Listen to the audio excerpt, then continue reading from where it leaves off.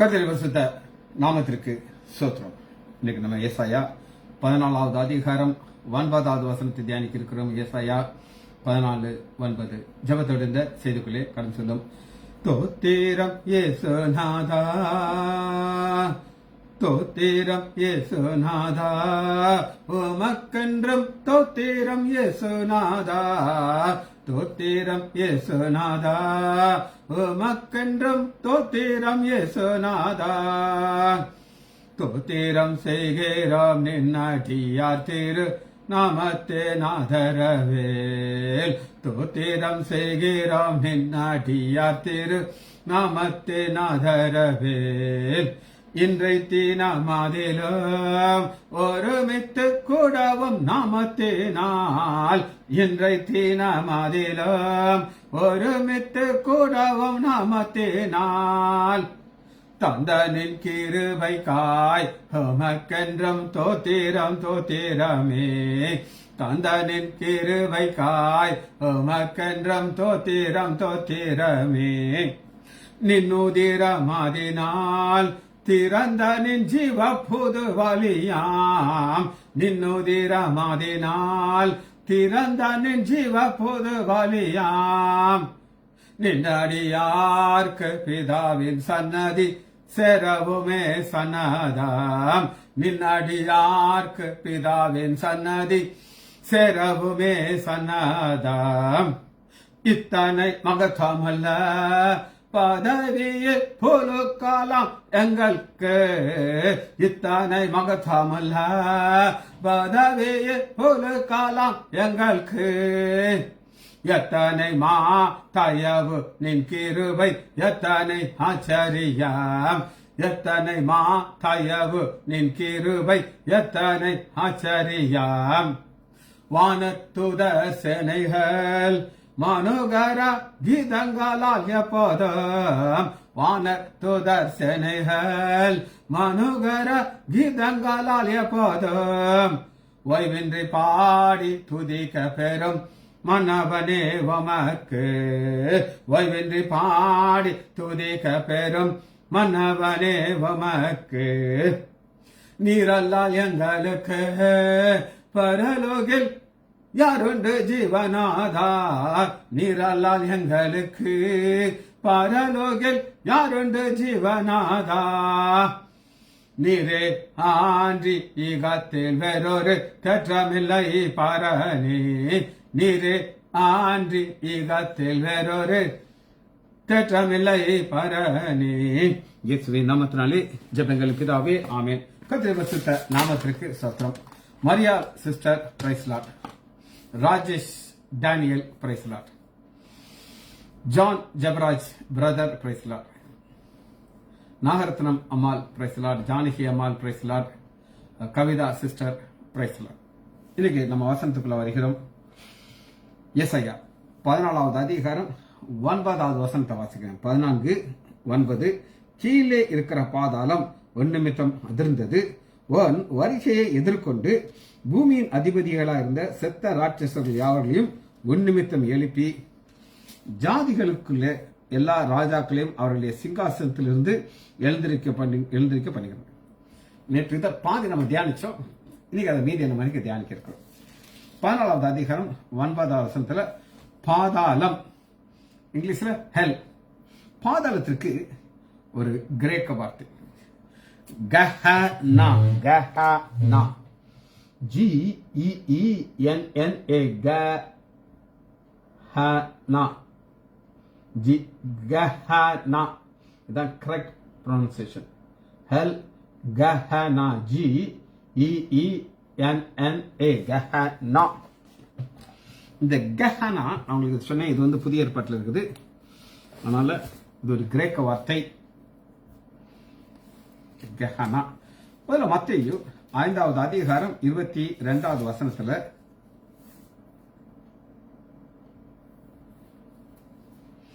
உன் சகோதரனை ஃபூல் என்று நீ சொன்னேனா, மூடனே என்று சொல்பவனுக்கு எரி நரகத்திற்கு ஏதுவா இருப்பான். எரி நகரத்துல கஹனா. சரி, மத்தேயு 18:8 ஹெல் 18 8. உன் கையானது உன் காலாவது உனக்கு இடர்கள் உண்டாக்கினால் அதை தரித்தெறிந்து கொண்டு நீ 2 கையுள்ளவனாக அல்லது 2 காலுடைய நித்திய அக்னியிலே தள்ளப்படுவது பார்க்கணும். நித்திய அக்னி, அதுக்கு கஹனா. லூக்கா 12வது அதிகாரம் 5வது வசனம். லூக்கா 12:5. நீங்கள் இன்னாருக்கு பயப்பட வேண்டும் என்பதை உங்களுக்கு காண்பிக்கிறேன். கொலை செய்த பின்பு நரகத்திலே தள்ள வல்லமை உள்ளவர்கள், நரகத்திலே தள்ள வல்லமை உள்ளவருக்கு நீங்க பயப்படும். சரி, 2வது பாருங்க, நான் வசனத்தை வாசிக்கிறேன். 14வது அதிகாரம் ஏசாயா 9. கீழே இருக்கிற பாதாளம். பாதாளத்தை உங்களுக்கு காமிச்சாச்சு. கஹனா கீழே, இங்கிலீஷ்ல beneath. இதுக்கு கேட்டோ, கேட்டோ இது நம்ம பல முறை தியானிச்சிருக்கிறோம். KATO, கேட்டோ. ஓ மேலோடு கேட்டோ, ஓ beneath. மத்தேயு 4வது அதிகாரம் 6வது வசனத்துல நம்முடைய ஆண்டவராக இயேசு கிறிஸ்து ஒரு உயர்ந்த மலைக்கு பிசாசு கொண்டு போயிட்டான். அங்க கொண்டு போய் அவன் சொல்றான், இது தாள குதியும். கேட்டோ, தாள குதியும். யோவான் 8வது அதிகாரம் 6வது வசனத்துல, யோவான் 8:6, விபச்சாரத்துல பிடிபட்ட ஒரு ஸ்திரியை கொண்டாட்டாங்க.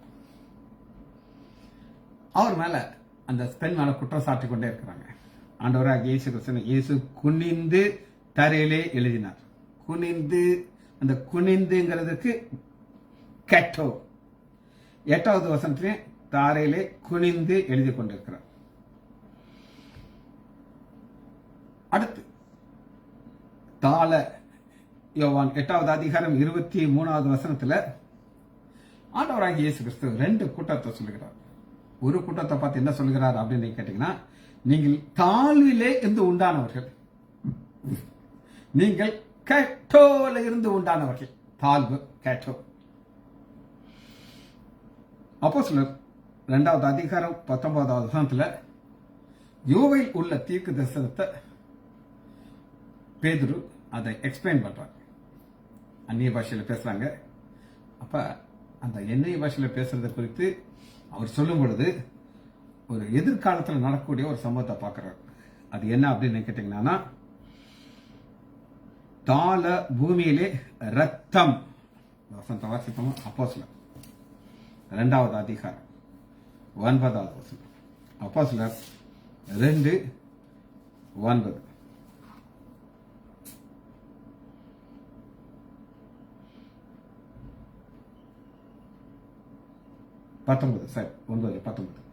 அல்லாமலும் ஈரே வானத்திலே அற்புதங்களையும் தாள பூமியிலே ரத்த அக்னியாகிய புகைக்கடை காட்டுவேன். தாள, கேட்டோ. 2 காரியத்தை பார்த்தாச்சு. அடுத்து நம்ம பார்க்க போகிறோம்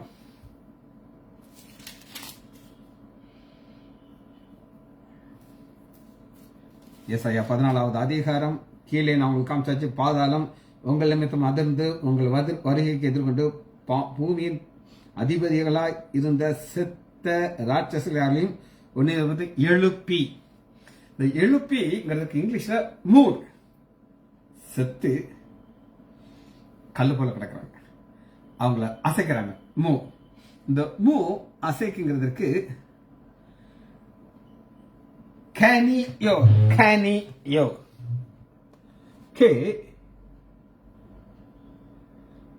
KINEO, கேனியோ. ஓ மேல ஒரு கேனியோ. இந்த கேனியோங்கிறது அசைறது. இது ஒரு வார்த்தையை சொல்றேன், அப்பா உங்களுக்கு ஆச்சரியமா இருக்கும்.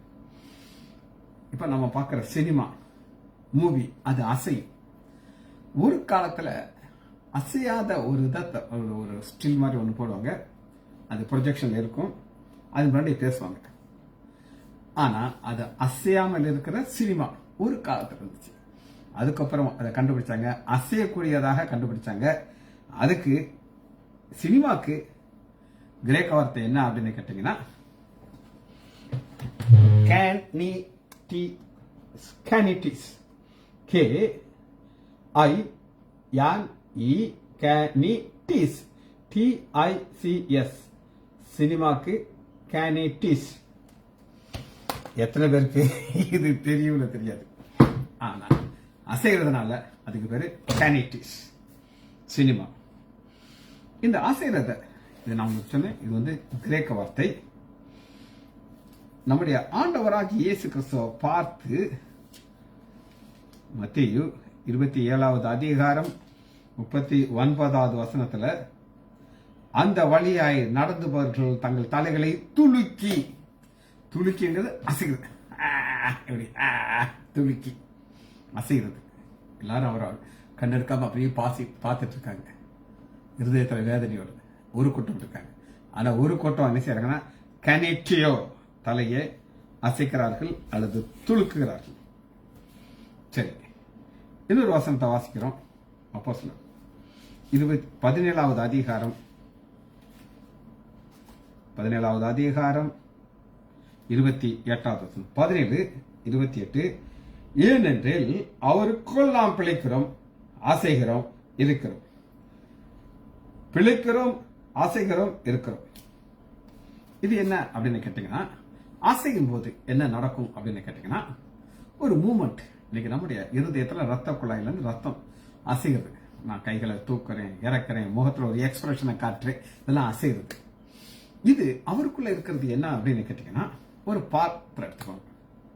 பாத்திரத்துல கொஞ்சம் கல்லுகளை போடுறீங்க. போட்டா அப்படி அசைச்சிங்கன்னா அது கொஞ்சம் அசையும் போது இன்னும் சில இடைவெளி கிடைக்கும். இன்னும் சில கற்களை போடலாம், அதோட நிப்பாட்டிக்கலாம். இதே நேரத்தில் நிறைய மண்ணு போட்டீங்கன்னு வச்சுக்கோங்க, அது இன்னும் அதிகமாக ஃபில் பண்ணும். இனி இதுக்கு மேல மண்ணு போட்டாச்சுன்னா மண்ணு இருக்காது. ஆனா இதுக்குள்ளேயும் ஒரு வெற்று இடம் இருக்கும். அந்த வெற்று இடம் இருக்குன்னு நீங்க எப்படி நீங்க புரிந்து கொள்ளலாம் அப்படின்னு கேட்டீங்கன்னா, ஒரு பாத்திரம் இருக்கு, ஃபுல்லா மண்ணு போட்டீங்க, தண்ணி ஊத்துங்க. தண்ணி ஊத்துனா அந்த தண்ணி உள்ள போகும். எங்க போகும்னா அசையாம ஒரு சில இடங்கள் இருக்கும், அந்த இடத்துக்கு தண்ணி போகும். அந்த ஸ்டேஜ் வர தண்ணி போயிட்டே இருக்குது. அது ஓவர்ஃப்ளோ ஆகுதுன்னா அங்க வெற்றிடம் இல்லைன்னு அர்த்தம். சரி, இது நம்ம பார்த்தாச்சு. இந்த மூவ் கேனியோ குறித்து கடைசியா ஒரு வார்த்தை நம்ம பார்க்க போகிறோம். ஏற்றுக்கொள்ளாம வெளிப்படுத்துதல் 6வது அதிகாரம் 14வது வசனம். வெளிப்படுத்துதல் 6:14. வானமும் சுருட்டப்பட்ட புஸ்தகம் போல் விலகி போயிற்று, மலைகள் தீவுகள் யாவும் தங்களை எடுத்து விட்டு அகன்று போயிட்டு, மூட் இருந்த இடத்தை விட்டுட்டு அசைந்து போயிடுச்சு. இது உபத்திரவ காலம், மகா உபத்திரவ காலத்துல நடக்கக்கூடிய ஒரு சம்பவம். சரி, கடைசியாக ஒரு வார்த்தை வாசி நம்ம அதை முடிக்க போகிறோம். அது செத்த ராட்சசர்கள். செத்த ராட்சசர்கள் யாவரும் ஒன்னிமித்தம் எழும்பி அசைறாங்க. எழும்பி டை, இதுக்கு இது ஹீப்ரு எபிரேய வார்த்தை. Mute, MUT. நீங்க ஒரு மியூட் அப்படின்னு ஒன்று டிவியில போட்டீங்கன்னா அது அசையாது, அப்படி நிற்கும், செத்து போன மாதிரி இருக்கும். அதான் MUT, UT, MUT, mute, mute, டை. ஃபர்ஸ்ட் அசையாத ஒரு சம்பவம் எதுனா ஆபேலுடைய மரணம். ஆதியாகமம் 4வது அதிகாரம் 8வது வசனத்தை எடுத்துக்கணும். ஆதியாகமம் 4:8. காயின் தன் சகோதரனாகிய ஆபேலோடு பேசினான். அவர்கள் வயலில் வெளியே தங்கியபோது காயின் தன் சகோதரனாகிய ஆபேலுக்கு விரோதமாக எழுதி அவனை கொலை செய்தான். அதுவரை ஆபேல் எப்படி இருந்தான்னா கேனியோ இருந்தார். இப்ப மியூட் ஆயிட்டார், செத்து போயிட்டு. இதுக்கு என்னெல்லாம் இங்கிலீஷ் வார்த்தை இருக்கு அப்படின்னு கேட்டீங்கன்னா, டைக்கு கில், கொலை செய்வது. ரெண்டாவது லாஸ்ட் ஒன்ஸ் லைஃப், உயிர் அவனவிட்டு போயிடுச்சு. ஆதியாகமம் 5வது அதிகாரம் 5வது வசனத்துல, ஆதாம் உயிரோடு இருந்த நாட்கள் எல்லாம் 930 வருஷம் அவன் மரித்தான். அவன் மியூட் ஆயிட்டார். MUT, mute. ஆதியாகமம் 33வது அதிகாரம் 1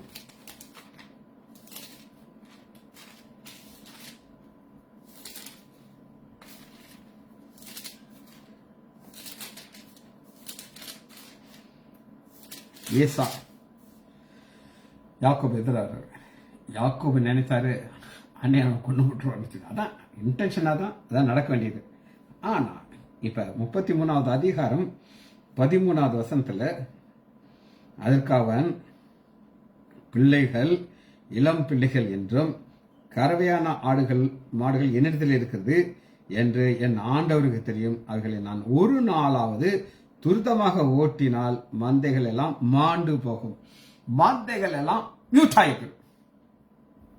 அருமையாக வசனத்தை நம்ம கோர்த்து பார்க்க முடிகிறது. சரி, யோபு என்ன சொல்லுகிறார்ங்கிறத பார்த்துட்டு நம்ம அந்த செய்தியை முடிக்க இருக்கிறோம்.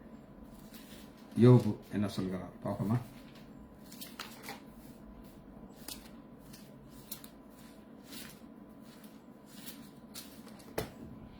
யோபு 33வது அதிகாரம் 13வது மியூட். அவர் தம்முடைய செய்கள் எல்லாவற்றையும் குறித்து காரணம் சொல்லவில்லை.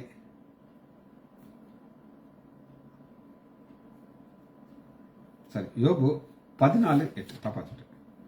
யோபு 14:8 அதன் வேர் தரையிலே பழையதாகி அதன் அடிக்கட்டை மண்ணிலே செத்தாயிலும் மியூட் என்ற ஒரு வார்த்தை லாஸ்டா பார்க்க போகிறோம்.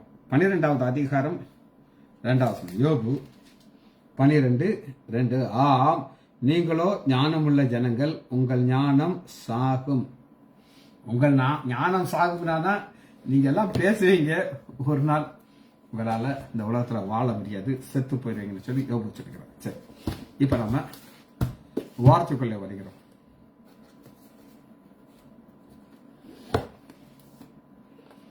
சரி, முதல்ல திரும்ப அந்த வசனத்தை நம்ம வாசிக்கிறோம். இது ஒரு ஸ்டடி, பியூட்டிஃபுல் ஸ்டடி. 14வது அதிகாரம் 1% கீழே இருக்கிற பாதாளம், இதாங்க பாயிண்ட். இதை நீங்க குறித்துக்கணும். கீழே இருக்கிற பாதாளம். இந்த பாதாளம் குறித்து நம்முடைய ஆண்டவராக இயேசு கிறிஸ்து ஒரு சம்பவத்தை காமிச்சிருக்காரு. அது உவமை கிடையாது, உண்மையான சம்பவத்தை நம்முடைய ஆண்டவராக இயேசு கிறிஸ்து காமிச்சார். வாசிப்போமா? லூக்கா 16வது அதிகாரம்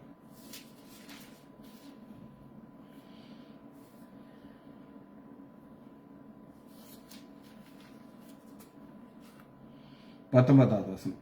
ஆச்சரியமுள்ள ஒரு மனுஷன் இருந்தான், ஒரு பெரிய ஊழியக்காரர். நான் அப்பதான் ரட்சிக்கப்பட்டு கொஞ்சம் டெவலப் ஆயிட்டு அவருடைய செய்தியில இதை ஆரம்பிக்கும் போது ஒரு ஊமையை நம்ம பார்க்க போயிடும் அப்படின்னு சொல்லிட்டு ஆரம்பிச்சார். ஊமை அப்படின்னாரு. அவர் எனக்கு ரொம்ப க்ளோஸா இருந்தார் ஒரு காலத்தில். இப்பெல்லாம் அவங்க ரொம்ப டாப் ஸ்டார் ஆயிட்டாங்க. நான் கேட்டேன், பிரதர் நீங்க ஒரு ஊமைன்னு சொல்றீங்களே, இது ஊமையாக இல்லைன்ட்டு. அவரு, நான் அப்படியா சொன்னேன்? அவர் சொன்னது ரெக்கார்டா இருக்குது. நான் அப்படியா சொன்னேன். அதாவது அவருக்கு வந்து என்ன ஒரு பெருந்தன்மை இல்லைன்னா, குட்டி பேபியா இருந்த ஒரு டாக்டர் ரசிக்கப்பட்டு பைபிளை வாசிச்சு நம்ம வார்த்தையை ஒரு குற்றத்தை கண்டுபிடிச்சிருக்காரு. அதற்கெல்லாம் கிடையாது. சரி, அது ஒரு பக்கம் போட்டு ஆச்சரியமுள்ள ஒரு மனுஷன் இருந்தான். இந்த சம்பவம் எங்க எல்லாருக்கும் மிக மிக மிக அதிகமாக இருக்கு. இப்ப இந்த கீழே இருக்கிற பாதாளத்தை 23வது வசனத்தை நான் உங்களுக்கு காட்டுறேன். 23 பாதாளத்திலே அவன் வேதனைப்படுகிறது. இந்த பாதாளம் கீழ் பாதாளம். அன்னைக்கு 2 இருந்துச்சு, கீழ் பாதாளம் மேல் பாதாளம். நடுவில் ஒரு பிளவு இருந்துச்சு. மேல் பாதாளங்கிறது பாதாளம் கிடையாது, அது ஆபிரகாம் மடி, ரெஸ்டிங் பிளேஸ். இந்த உலகத்துல லாசர் எவ்வளவோ கஷ்டப்பட்டிருந்தான். ஆனா அங்க போகும்போது தலைகீழா மாறிடுச்சு. ரொம்ப ரிச்சா இருந்த ஐஸ்வர்யவான் நரகத்துக்கு போயிட்டான். அவன் நரகத்துக்கு போனதற்கு காரணம் என்ன அப்படின்னு கேட்டீங்கன்னா, இந்த சம்பவத்தை நீங்க டீட்டெயிலா வாசிச்சீங்கன்னா அவன் செய்த எந்த பாவமாக இருக்காது. ஐஸ்வரன் சம்பிரதாயமாய் வாழ்ந்தான்னு இருக்குது, ஆனா பாவத்துல வாழல. அவன் என்ன செய்யல அப்படின்னு நீங்க கேட்டீங்கன்னா, அவன் மனம் திரும்பவில்லை. லூக்கா 16வது அதிகாரம் 30வது வசனம். அதற்கு அவன், அப்படியல்ல தகப்பனாகிய ஆபிரகாமே, மரித்தோரிலிருந்து ஒருவன் அவரிடத்திலே போனால் மனம் திரும்புவார்கள் என்றார். மனம் திரும்புங்கள், பரலோக ராஜ்யம் சமீபத்திற்கு. அதாங்க கீ வார்த்தை. சரி, அப்ப இந்த கீழ் பாதாளத்துல ஒரு கூட்டத்தார் வேதனைப்பட்டு கொண்டிருக்கிறாங்க. மேல் பாதாளத்துல இருக்கிறவங்கள அவங்களால பார்க்க முடியுது. அங்கிருந்து ஒரு ரிக்வெஸ்ட் வைக்கிறார், ஒரு சொட்டு தண்ணீரை என் நாவல வைக்க அவனுக்கு நீங்க பெர்மிஷன் கொடுங்க அப்படிங்கிறார். சரி, பழைய ஏற்பாட்டுக்கும் புதிய ஏற்பாட்டுக்கும் வித்தியாசத்தை நான் உங்களுக்கு காட்ட போகிறேன். நான் சொன்ன இது ஒரு ஸ்டடி. ஆதியாகமம் 42வது அதிகாரம்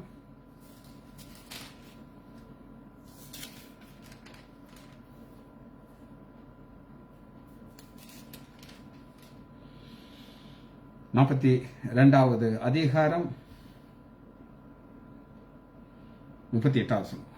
இது கீழ் பாதாளங்கிறது பழைய ஏற்பாட்டில் இருந்துச்சு. பழைய ஏற்பாட்டு பரிசுத்தவான்களும் இங்கதான் இறங்கி போகணும். இந்த இறங்கி போகிற வார்த்தை நான் உங்களுக்கு காட்டுறேன். 42வது அதிகாரம் 38 யோசேப்பு சொல்லுகிறார். சரி, யோசேப்பு இல்லை, யாக்கோபு சொல்லுகிறார். யோசேப்பு இல்லை, சாரி, யாக்கோபு சொல்லுகிறார். அதற்கு அவன், என் மகன் உங்களோட கூட போவதில்லை, அவன் தமையன் இறந்து போனான், இவன் ஒருவன் மீதியா இருக்கிறான். நீங்கள் போகும் வழியிலே இவனுக்கு மோசம் நேரிட்டால் நீங்கள் என் நரைமயிரை சஞ்சலத்தோட பாதாளத்தில் இறங்க பண்ணுகிறது. சரி, இன்னொரு வார்த்தையை காட்டுறேன். இது ரட்சிக்கப்பட்ட மனிதன். ஆனா ரட்சிக்கப்படாதவனும் பாதாளத்தில் இறங்கத்தான் போகிறான். 1 ராஜாக்கள் 2வது அதிகாரம் 6வது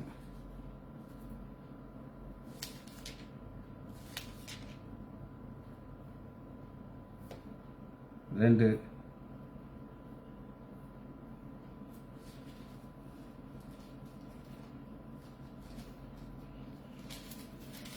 1 ராஜாக்கள் 2வது அதிகாரம் 6வது மரிக்கிற நிலைமையில் இருக்காரு தாவீது. சாலமோனுக்கு ஒரு கட்டளையை கொடுக்கிறார். என்ன அப்படின்னு கேட்டீங்கன்னா, ஆகையால் உன் யுக்தியின்படியே நீ செய்து அவன் நரைமயிர் சமாதானமாய் பாதாளத்தில் இறங்குடைய. சமாதானமாய் பாதாளத்தில் இறங்குறவங்க நீதிமான்கள். ஆனா இது மோசமான வாழ்ந்தான், இவன் நரகத்து போனோம், ஆனா இறங்கத்தான் செய்யணும். சங்கீதத்துல இன்னொரு வார்த்தை நம்ம பார்க்க போறோம். 86:13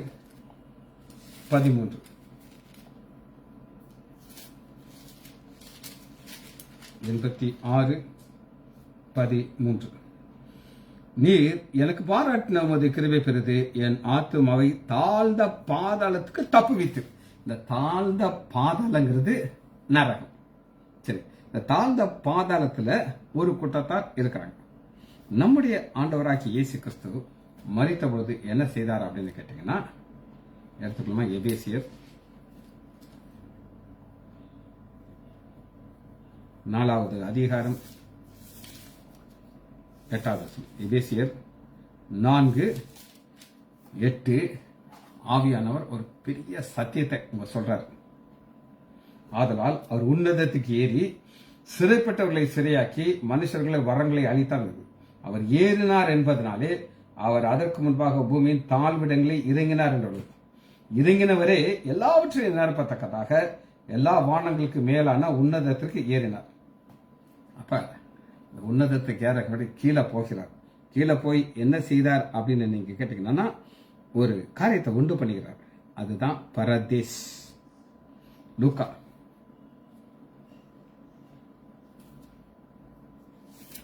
23:43 கள்ள மறிக்கிறான். ஆண்டவராக இயேசு கிறிஸ்து என்ன சொல்லுகிறார் அப்படின்னு கேட்டாங்கன்னா, நீ கீழ் பாதாளத்தில் இருப்பன்னு சொல்ல மாட்டேங்கிறார். இன்றைக்கு நீ என்னோடு கூட பரதேசில் இருப்பாய். இன்றைக்கு நீ என்னோடு கூட பரதேசில் இருப்பாய். சரி, இந்த சிங்காசனம் ஒன்று இருக்குது. இந்த சிங்காசனங்கிறது ஹை பவர் பிளேஸ். இந்த ஹை பவர் பிளேஸ்ல யார் இருப்பாங்க அப்படின்னு கேட்டீங்கன்னா, 14வது அதிகாரம் 4வது வசனத்துல பாருங்க, நீ பாபிலோன் ராஜாவின் மேல் சொல்லும் வாக்கியமானது பாபிலோன் ராஜா துஷ்டனாய் முறித்து போட்டு இவன் எங்க தூக்கி போடுறாரு? பாதாளத்துல, கீழ் பாதாளத்துல போடுறாரு. இது யார் அப்படின்னு உங்களுக்கு நான் காமிச்சிட்டேன். இந்த பாபிலோன்ல இருந்தவர்களுக்கு ஒரு பெரிய நம்பிக்கை என்னன்னா, மரணத்துக்கு அப்புறம் ஒரு வாழ்க்கைன்னு அவங்க உறுதியா நம்பினாங்க. நம்ம எப்படி உறுதியா நம்ம நம்புறோமோ அப்படி அவங்க நம்பினாங்க. அன்னைக்கு அவங்களாகவே ஒரு காரியத்தை செய்தாங்க. பிரமிட், இவ்வளவு பெரிய பணக்கார ராஜாவா இருப்போனா ஒரு பிரமிடை கட்டி அதுல பல வருஷங்களுக்கு ஆகாரம் ரெடி பண்ணி உள்ள வச்சு அடிமைகளை உள்ள வச்சு பூட்டிடுவாங்க. ராஜா செத்து போயிட்டாரு, இந்த அடிமைகளும் சேர்ந்து செத்து போயிடுவாங்க. காரணம், மறுமையில இவருக்கு சாப்பாடு வேணும், வேலை செய்யறதுக்கு அடிமைகள் வேணும். இவர் உயிர் தள்ளும் பொழுது இவர்களும் உயிர் தள்ளுவாங்கிற நம்பிக்கையோட அவங்க இருந்தாங்க. சரி, இந்த உயிர் தெழுங்கிற நம்பிக்கை அவர்களுக்கும் நமக்கு என்ன வித்தியாசம் அப்படின்னு கேட்டீங்கன்னா, இந்த ஒரு வார்த்தை மட்டும் வாசித்து நம்ம இந்த செய்தியை முடிக்க இருக்கிறோம். 1 கொரிந்தியர் 15வது அதிகாரம் 51வது வசனத்துல நம்ம மறுரூபம் ஆக்கப்படுவோம். இதோ ஒரு ரகசியத்தை உங்களுக்கு அறிவிக்கிறேன், நாம் எல்லோரும் நித்திரை அடைவதில்லை, அதிலும் கடைசி எக்காலம் விழும்போது ஒரு நிமிஷத்திலே ஒரு இமைப்பொழுது நாம் எல்லோரும் மறுரூபம் ஆக்கப்படுவோம்.